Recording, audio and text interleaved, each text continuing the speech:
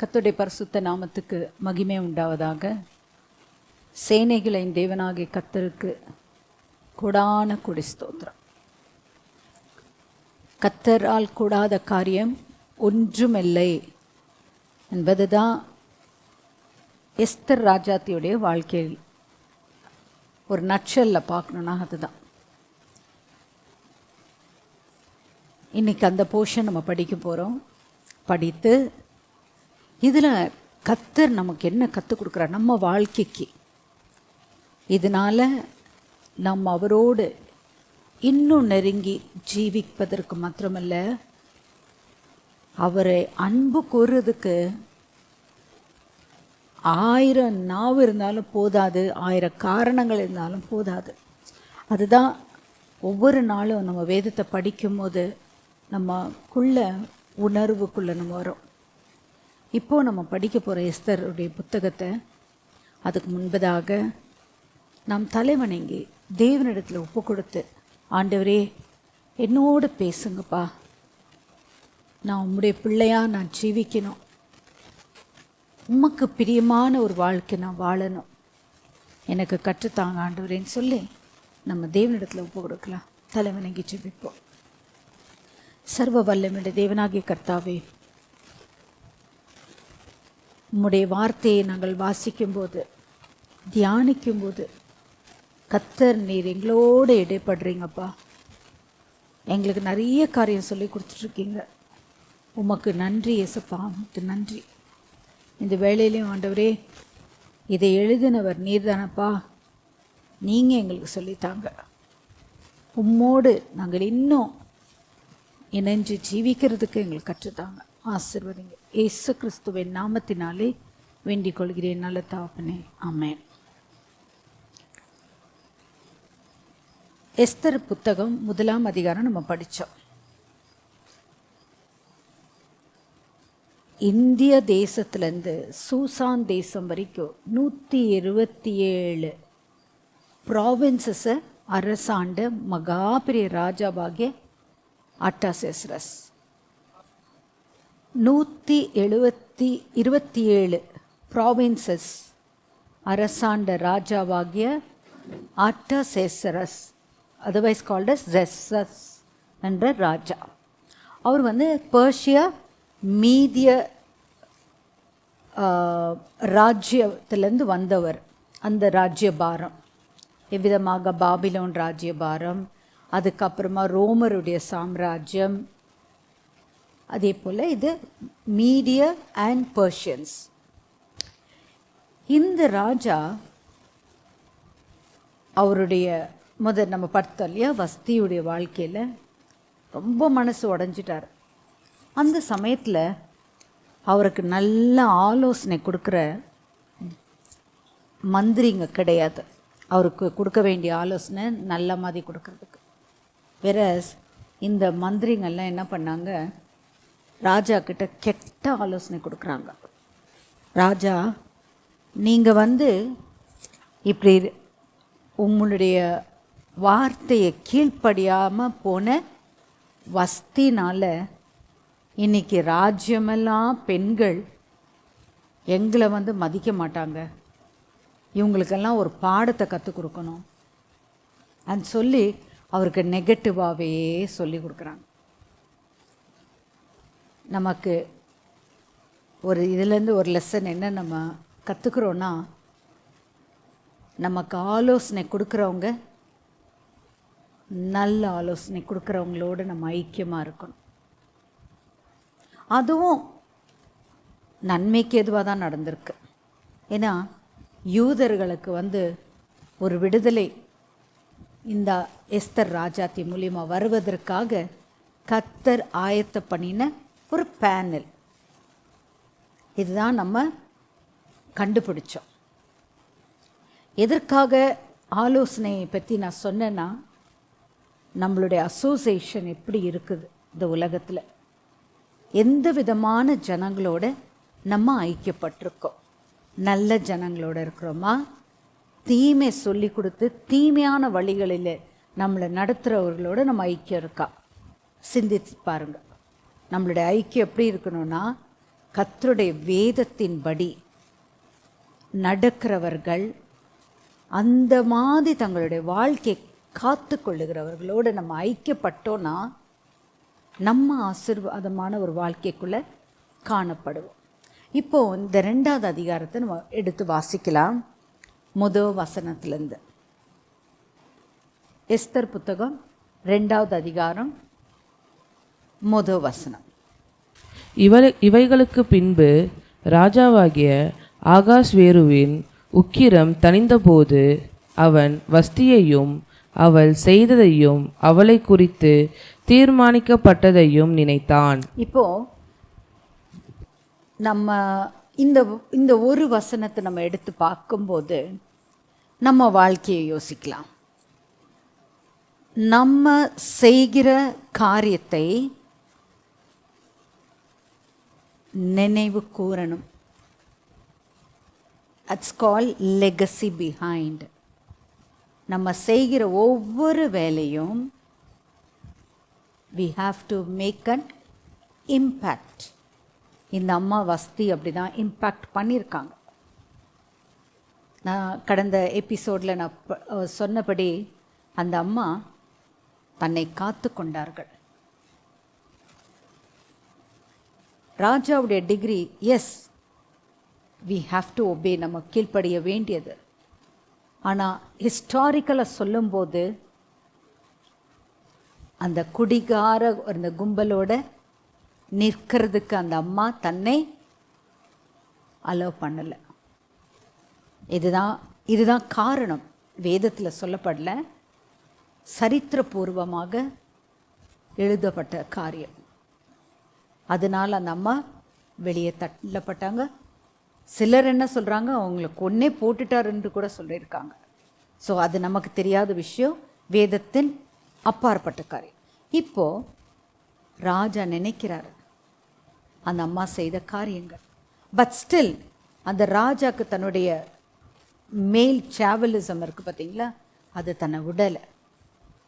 அந்த அம்மாவுடைய ஸ்தானத்தில் இன்னொருவரை கொண்டு வரணும்னு சொல்லிட்டு அவருடைய அத்தனை மினிஸ்டர்ஸும் அவருக்கு ஆலோசனை, சங்கத்தாரும் ஆலோசனை கொடுத்தார்கள். இப்போ படிக்கலாம் 2வது வசனம் என்ன சொல்லுது. அப்பொழுது ராஜாவை சேவிக்கிற அவனுடைய ஊழியக்காரர் அவனை நோக்கி, ரூபவதிகளாய் இருக்கிற கன்னி பெண்களை ராஜாவுக்காக தேட வேண்டும். அதற்காக ராஜா தம்முடைய ராஜ்யத்தின் நாடுகளிலெல்லாம் விசாரிப்புக்காரரை வைக்க வேண்டும். அவர்கள் ரூபவதிகளாய் இருக்கிற சகல கன்னி பெண்களையும் கூட்டி சூசான் அரண்மனையில் இருக்கிற கன்னி மாடத்துக்கு அழைத்து வந்து ஸ்திரீகளை காவல் பண்ணுகிற ராஜாவின் பிரதானியாகிய ஏகாயின் வசத்தில் ஒப்புவிக்க வேண்டும். அவர்களுடைய சுத்திகரிப்புக்கு வேண்டியவைகள் அவர்களுக்கு கொடுக்கப்பட வேண்டும். அப்பொழுது ராஜாவின் கண்களுக்கு பிரியமான கன்னி வஸ்திக்கு பதிலாக பட்டத்து ஸ்திரீயாக வேண்டும் என்றார்கள். இந்த வார்த்தை ராஜாவுக்கு நலமாய் தோன்றினபடியால் அப்படியே செய்தான். இப்போ ராஜாவுடைய மனசு அப்படியே திருப்பிட்டாங்க. இனி வஸ்திக்கு இடமே கொடுக்காத ஒரு சூழ்நிலையை அங்கே உருவாக்கப்பட்டது. அது மட்டுமல்லாமல் அந்த அந்த ப்ரெசன்ஸ், வஸ்தியுடைய ப்ரெசன்ஸ் அவர் ஃபீலே பண்ணக்கூடாதபடிக்கு அந்த இடத்துல ஒரு கன்னிகையை கொண்டு வரணும்னு சொல்லிட்டு ஆலோசனை சங்கத்தார் எல்லா விதிமுறைகளும் வைக்கப்பட்டது. அதோடைய காரியங்கள் பேசின போது ராஜாவுக்கு அது நலமாய் தோன்றினதுன்னு சொல்கிறார். ஸோ ஆர்டர், ப்ரொக்ளமேஷன், அங்கே வேர்டிக்ட் பாஸ் ஆயிடுச்சு. இனி வரப்போது என்ன காரியங்கள் கர்த்தர் செய்கிறார். அங்கே எப்படி மாறுதல் பாருங்களே. ஜனங்க, இஸ்ரவேல் ஜனங்க, யூத ஜனங்களை கைதிகளாக எடுத்து கொண்டு போன அந்த இடம், கர்த்தர் அந்த இடத்துல ஒரு விடுதலைக்காக ஒரு காரியத்தை நடப்பிக்கணும்னு பார்க்குறார். இன்றைக்கு நம்மளுடைய ஸ்தானம் எங்கே? கர்த்தர் ஒரு இடத்துல நம்மளை கொண்டு போகிறாருன்னா அவருடைய நோக்கம் இல்லாமல் கர்த்தர் நம்மளை கொண்டு போக மாட்டார். அந்த ஸ்தானத்தை கொண்டு போய் அவர் காரியத்தை நடப்பிக்கிறார் என்பதை உணரணும். நம்ம கர்த்தருடைய பிள்ளைகளாகிய நாம் நம்மளுடைய காரியம் எப்படி இருக்கணும்னா கர்த்தரால் நடத்தப்படணும். கர்த்தரால் நடத்தப்படும்போது நம்ம முழுமையாய் அவருடைய சித்தத்துக்கு ஒப்பு கொடுத்துடணும். அதுதான் இங்கே நடக்கிறதுக்கு ஒரு எக்ஸாம்பிள். எஸ்தருடைய வாழ்க்கை ஒரு நல்ல எக்ஸாம்பிளாக கர்த்தர் காண்பிக்கிறார். சில வார்த்தைகள் வரும் நாட்கள் நம்ம படிக்க போகிறோம். இந்த நாட்களிலே நீ மௌனமாக இருந்தால், நல்லா யோசிங்க, இந்த நாட்களிலே நம்ம மௌனமாக இருந்தோம்னாக்கா நாட் ஓன்லி வேர்பல், நம்மளுடைய ஆக்ஷனில் கூட நம்ம மௌனமாக இருந்து ஏனோ தானோம் என்று இருந்தால் கர்த்தர் சொல்கிறார் ரட்சிப்பு வேறு வழியாக கர்த்தர் செய்வார். அப்படின்னா என்ன அர்த்தம்? அவர் முன்குறித்த காரியத்தை அவர் நடப்பிக்கிறதுக்கு தீர்மானம் பண்ணி தான், சரி என் பிள்ளை நான் அனுப்புகிறேன் அந்த இடத்துக்கு, இந்த பிள்ளை மூலியமாக நடக்கணும்னு சொல்லிட்டு கர்த்தர் நம்ம ஒவ்வொருத்தருக்கும் ஒரு அசைன்மெண்ட் கொடுத்து அனுப்புகிறார். நம்ம என்ன பண்ணணும்? அதன்படி நம்ம ஜீவிக்கணும், அதன்படி செய்யணும். நம்ம அந்த நாட்களில் ஏனோ தானோன்று இருந்தோமே ஆனால் கர்த்தரை நம்ம துக்கப்படுத்துகிறோம். பாருங்க, வாசிக்கிறாங்க, கேளுங்க எவ்விதமாக கர்த்தராங்க எப்படி ஆர்கனைஸ் பண்ணுறார் பாருங்க. அப்பொழுது சூசான் அரண்மனையிலே பென்யமீனாகிய கீசின் குமாரன் சிமேயினுடைய மகனாகிய யாவீரின் குமாரன் மொர்தெகாய் என்னும் பேருள்ள ஒரு யூதன் இருந்தான். பாருங்க, இன்னைக்கு நம்மளால தாத்தா முப்பாட்டன் அவ்வளோ தூரம் தான் நம்மளால பேச முடியும் நம்மளுடைய வாழ்க்கையை பற்றி. Up to 3 or 4 generation. இங்கே பாருங்கள், பெஞ்சமின் கோத்திரத்துலேருந்து வர ஹெரிடிட்டரியை ட்ராக் டவுன் பண்ணி இன்னாருடைய பிள்ளையாகிய பிள்ளையாகிய பிள்ளையாகிய பிள்ளையாகிய மகனாகிய மொர்தெகாய். அது வரைக்கும் மொர்தெகாயுடைய அட்ரஸே இல்லாமல் இருந்தது இந்த ஸ்தலத்தில். கர்த்தர் எவ்விதமாக ஒரு மனுஷனை எவ்விதமாக உருவாக்குறார் பாருங்க. அவருடைய காரியத்தை நடப்பிக்கிறதுக்கு ஒவ்வொரு உள்ளங்களிலே பேசுகிற தேவன் என்பதுக்கு ஒரு அடையாளம் தான் இங்கே மொர்தெகாயுடைய கேரக்டர். படிங்கம்மா. அவன் பாபிலோன் ராஜாவாகிய நேபுகாத் நேச்சார் யூதாவின் ராஜாவாகிய ஏகோனியாவை பிடித்து கொண்டு போகிற போது அவனோடே கூட எருசலேமில் இருந்து பிடித்து கொண்டு போகப்பட்டவர்களில் ஒருவனாயிருந்தான். அவன் தன் சிறிய தகப்பன் குமாரத்தியாகிய எஸ்தர் என்னும் அத்சாலை வளர்த்தான். ஹடாசா அவளுடைய பேர் என்ன? யூத பெயர்படி அவளுடைய பெயர் ஹடாசா. எஸ்தர்னாக்கா அதாவது அஸ்தராத்து தேவதையுடைய பேர். இவ பாபிலோன் தேசத்தில் இருக்கிறனால அது யூத பெண்மணியுடைய பேர் ஹடாசான்னு வராமல் அஸ்தராத்து தேவதையுடைய பேரை அவளுக்கு சூடப்படுறாங்க. ஏன்னா யூதர்களெல்லாம் கொல்றாங்க. ஆனால் இவ ஒரு மறைமுகமாக தன் யூதன் என்று காண்பிக்காதபடிக்கு அந்த இடத்துல வாழ வந்திருக்கா.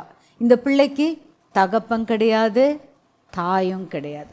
ஆனால் தாயினுடைய பேர் வருது. ஆனால் தகப்பனுடைய பேர் கூட இல்லாத ஒரு பெண் ஹடாசாவாகிய எஸ்தர் ராஜாத்தி. அவளுக்கு தாய் தகப்பன் இல்லை. அந்த பெண் ரூபவதியும் சௌந்தரியம் உடையவளுமாயிருந்தாள். அவள் தகப்பனும் அவள் தாயும் மரணம் அடைந்த போது மொர்தெகாய் அவளை தன் குமாரத்தியாக எடுத்துக்கொண்டான். 15வது வசனத்தில் அவங்க அம்மாவுடைய பேர் சொல்லப்பட்டிருக்கு பாருங்களேன். எஸ்தருடைய தாயினுடைய பேர். எதுக்காக நான் சொல்கிறேன்னா, ஹிஸ்டாரிக்கலாக கர்த்தர் நம்ம ஒவ்வொருத்தருடைய ஜீனியாலஜியும் கர்த்தர் வைத்திருக்கிறார். தெய்வ ஜனமே, நம்ம எல்லாம் நினைக்கணும், நான் யாருடைய பிள்ளை, இன்னாருடைய பிள்ளைனாக்கா அப்போ என்னோட முப்பாட்டர்கள் யார், இதெல்லாவற்றையும் கர்த்தர் கணக்கு வச்சிருக்கிறாரு. நம்மளை மறக்கலை. நம்மளை நினைக்கிறவர், நம்மேல் கண்ணோக்கமாக இருக்கிறவர், நம் வாழ்க்கையில் அவர் செய்ய வேண்டிய காரியத்தை திட்டவட்டமாக செய்யணுன்றதுக்காக வேண்டி எல்லா பிளான்ஸும் பர்பஸும் போட்டு அப்படியே அழகாக கொண்டு வரார் தேவன். அத்தனை அத்தனை வல்லமை நிறைந்த தேவன். அவருக்கு நான் எப்படி நன்றி சொல்கிறேனோன்ட்டு தெரியல.